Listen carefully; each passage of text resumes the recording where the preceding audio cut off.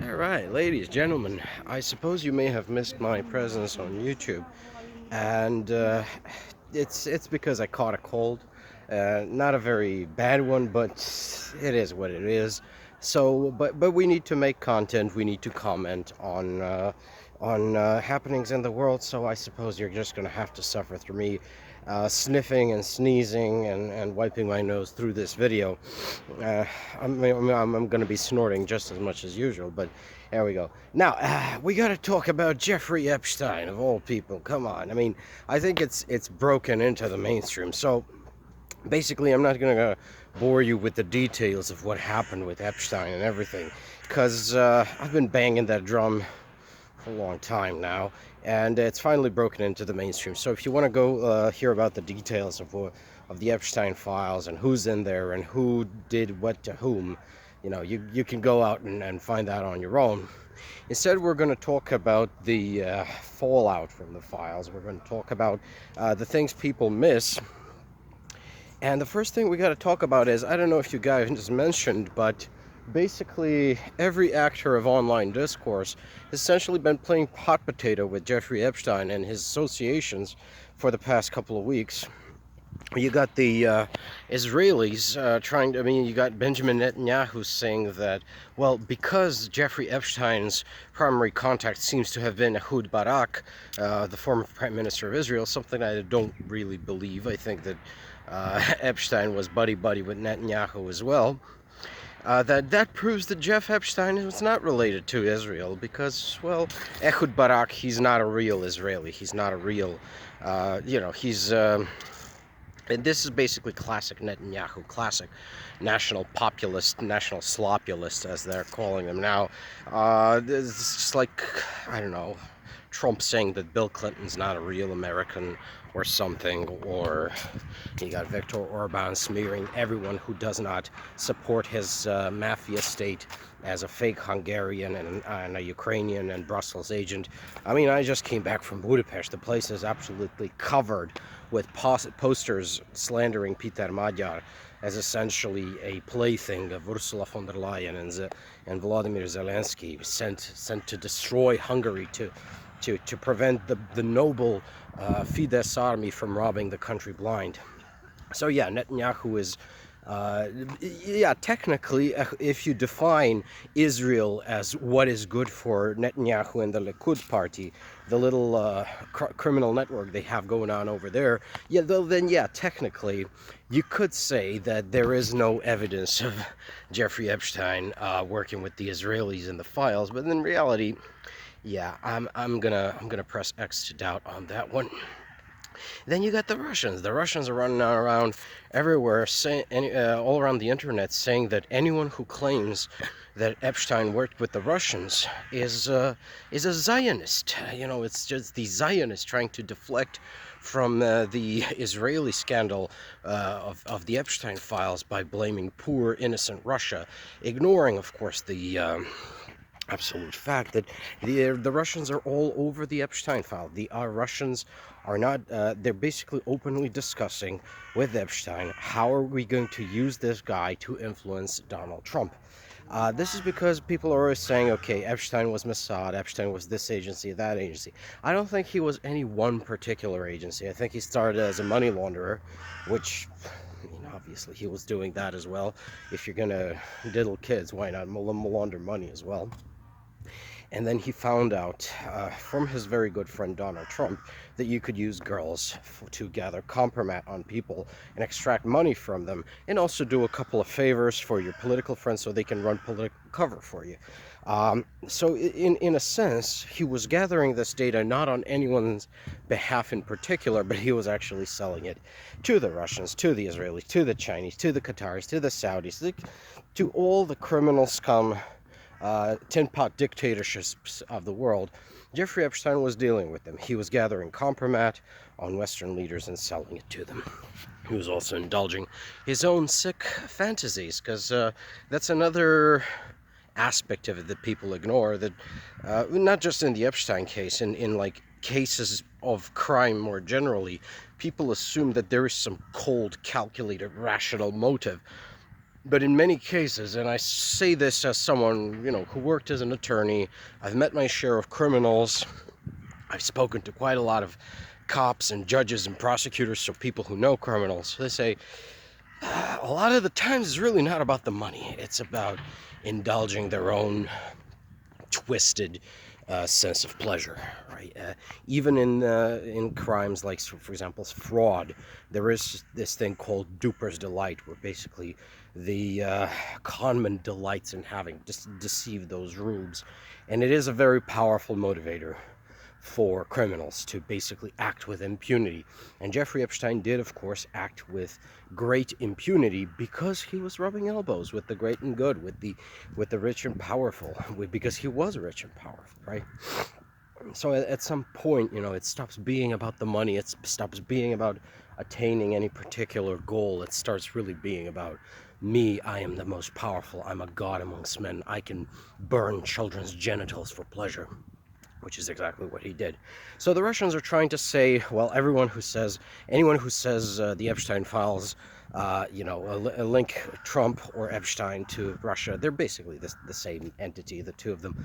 That's a Zionist, and the Israelis are trying to throw sand in the machine, saying, no, this is not happening. You got a bunch of people saying that, especially that Elon Musk lackey, what's his name, who used to work for the U.S. government. I forget him. He's saying that this was actually not about the pedophilia. It's not about raping the girls. It was parties. They were partying. They were consenting. What if the child consents? The old libertarian chestnut. Oh, they were, he was consenting, but they were hooers anyway.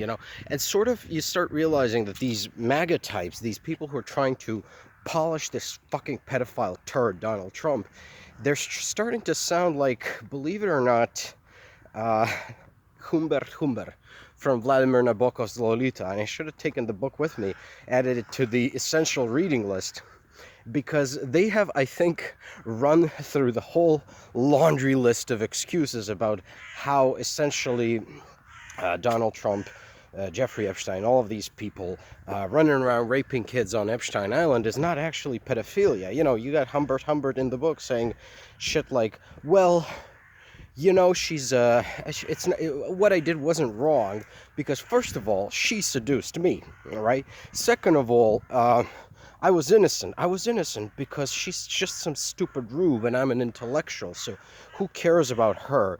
And she wasn't even a virgin, she wasn't a virgin. She was kissing me so good, and it was clear to me that she had also had lesbian experiences. She was not this virginal little nymphette she was passing herself out to be. You see, I'm the victim here, because I thought I was raping a child, whereas this was just some 14-year-old hussy out there for my overeducated cock. So, and besides, I was her stepfather, and in some parts of the world this is very normal for the stepfather to induct the girl into the spectacle of adulthood. And just, I can't believe I'm saying these things, but it is really a well-written book, and I recommend everyone read it, just so you can get into the head of an abuser, of like an abusive piece of shit, psychopathic person. And the scariest thing, this is why I say to people, you read Lolita like a horror novel, because you actually feel Humbert, like the psychopathic pedophile, this pathetic little creature tugging at your heartstrings. You actually feel yourself having empathy for him, and that is a testament to Nabokov's skill as a writer. But I think it also teaches us something, that all of us can be manipulated by monsters if those monsters are glib enough, if they appeal to enough of our literary prejudices, in the case of Humbert, because I'm also a writer, I'm also a literatus, and immediately you feel a comedy with this monster, right? Because he speaks my language. Well, it's really the same thing. Abusers will wear many faces to many people in order to excuse their abuse. I'm not even just talking about sexual abuse of children here. I'm talking about abuse more generally. I'm talking about criminals more generally. I'm talking about people who just emotionally torment their families as well. They have a way of getting in your head and getting you to question reality. And that is precisely what all of these implicated and guilty parties in the Epstein files, in the Epstein case, are trying to do. The Russians, the Israelis, the Americans, MAGA, Donald Trump's people, they're all running around trying to pass blame, to dilute the issue, like, yeah, well, so he was fucking underage girls. So fucking what? They were whoas anyway. A, she was a whoa. B, she's an inferior creature. C, they weren't even virgins. D, your own troubles with women are comparable to me being persecuted for fucking children. It's I'm not even trying to do the Ralph Cifaretto impression here, but Jesus fucking Christ. That's actually a very good example, too. When Ralph Cifaretto kills that girl in the Bada Bing Club and sort of makes himself out to be a victim. In any case, basically they're running around trying to pass blame. They're trying to deflect responsibility.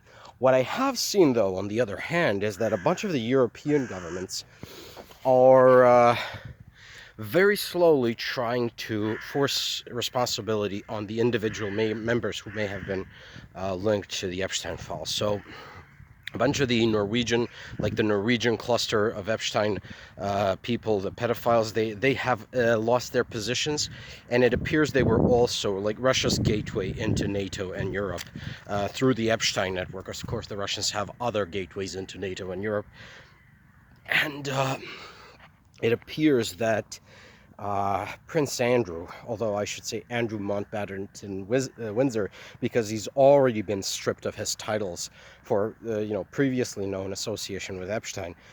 It appears that he could be.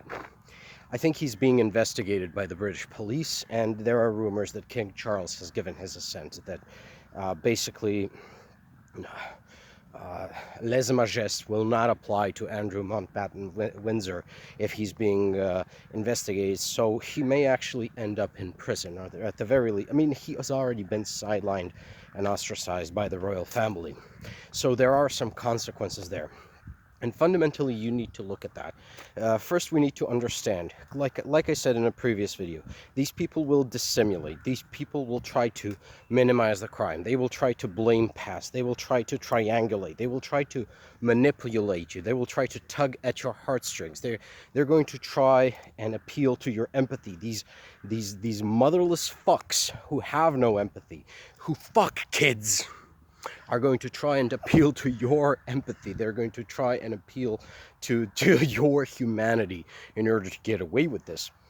You have to fixate on the facts that we know. A bunch of powerful, rich, connected people fucked kids. They tortured kids. They murdered kids. And even those that did not covered up for the people who tortured and raped kids. They worked for them. They let this thing happen, because a lot of times, even in familial abuse dynamics, maybe one parent is abusive and the other one does not directly abuse you, but he or she permits the abuse, maybe even encourages it subtly, in subtle ways that you don't really understand when you're a child, right? So you got this situation where basically another instance of buck passing. So Peter Thiel and Elon Musk, they're implicated in the files. Peter Thiel was obviously partying with Epstein. There's an email from Thiel to Epstein saying, wow, what a great party. Yeah, I wonder what took place there. Whereas Elon Musk, he was begging to be let on the island, and all of the other pedophiles there, they decided, no, you're just too lame for our parties. You're too just weird. Yeah, imagine that. The guy who gets off on burning children's genitals with a magnifying glass thinks you're too weird for his parties. That's an indictment on Elon Musk. Now, even if he never was part of that set because they found him too weird, the fact that he wanted to get in, the fact that he knew about it and covered up, the fact that he knew about it and did not ring any bells, I think marks him out as guilty. So do not fall into this trap of chasing, oh, that one, that's guy in the file, that guy isn't in the files. That's a job for the police. Do not allow yourself to be shaken from reality. Do not look at these. Try to resist this dissimulation and the blame game. There is quite a lot of guilt to be passed around. There is, I mean, obviously the Israelis, obviously the Russians, obviously MAGA, but a lot of the old establishment, like Bill Clinton is, I think, implicated. Bill Gates is out there, right? They're all named in the files. Now, I like what Bill Gates said. Let's actually bring this out into the open. Man might actually be owning up to the shit he allegedly did. But I can't believe they've gotten me to the point where I'm saying I like what Bill Clinton did. Jesus fucking Christ, this timeline. But fundamentally, yeah, you have to anchor yourself to what you know is true and not allow yourself to be taken in by these attempts to dilute away these crimes. Do not allow yourself to be taken in by the bafflegab of the very erudite pedophile who's trying to convince you that the little girls were asking for it, or that they were whores anyway, or that, well, actually she seduced me, because this is a very common defense of child sexual abusers, believe it or not. It's very prevalent in religious institutions where 9-year-olds temptresses seduce innocent pastors. It just happens. Yeah. And also, do not be taken in by these attempts to pass the buck. Like, there's nothing like, oh, it's is it Russia or is it Israel? It's both of them, because Russia and Israel cooperate a lot more than you people think. There's a lot more, Russian descended Israelis than there are, I don't know, French descended Israelis. The slur the Palestinians always use against Israelis as, oh, you come from Poland. Well, a lot more of those guys come from Russia. They are Russian Jews who came over there, and a lot of them are very influential in the government. And of course, they got the Chabad connection, because the favorite, what's the name? The happy-go-lucky Jewish sect, which connects Netanyahu to Trump and Putin, the Chabad Lubovichers. You've got Jared Kushner running around there. Chabad Lubavitch is also very powerful in Hungary and very influential in Hungary, to the point where they're clashing with the Hungarian Jewish community. You got Russia, where Chabad Lubavitch has displaced mainline Judaism as the official Russian Jewish sect. Like, basically, the chief rabbi of Russia has been sidelined in favor of the Chabad Lubavitcher, right? So this is the Trump-Russia, the real Trump-Russia connection. But it was missed in the first term because it ran through Israel, and Israel had not yet committed its genocide in Gaza. So basically, people were not willing to look at the Israeli connection, at the Chabad Lubavitcher connection. And of course, let's not forget that we know from the files that Jeffrey Epstein was a Jewish supremacist who shared Chabad Lubavitch's belief about the inferiority of non-Jewish people, and a lot of the chutzpah he had came from this belief that he could do whatever to non-Jewish persons. That just, he's not going to be sanctioned for it. They're just, cattle, lesser creatures to be exploited. And I mean, even that's like, even if you think someone is a lesser creature, I think that, I don't know, these crows and dogs running around, they're lesser creatures than me. I think they're obviously so, but I wouldn't torture or rape them, because that's not what you do to sentient or even non-sentient like creatures. Like, even if someone is an animal, like, even to an animal you wouldn't do that. But I guess Jeff Epstein was just built different. So yeah, I guess that's all I had to say about it. Anchor yourself to the truth. Anchor yourself to what you know is true, and do not allow yourself to be taken in by lies, by deception, by the dissimulation, by whataboutism, and by people trying to pass the buck. They're all guilty. They all did it, and they all went along with it.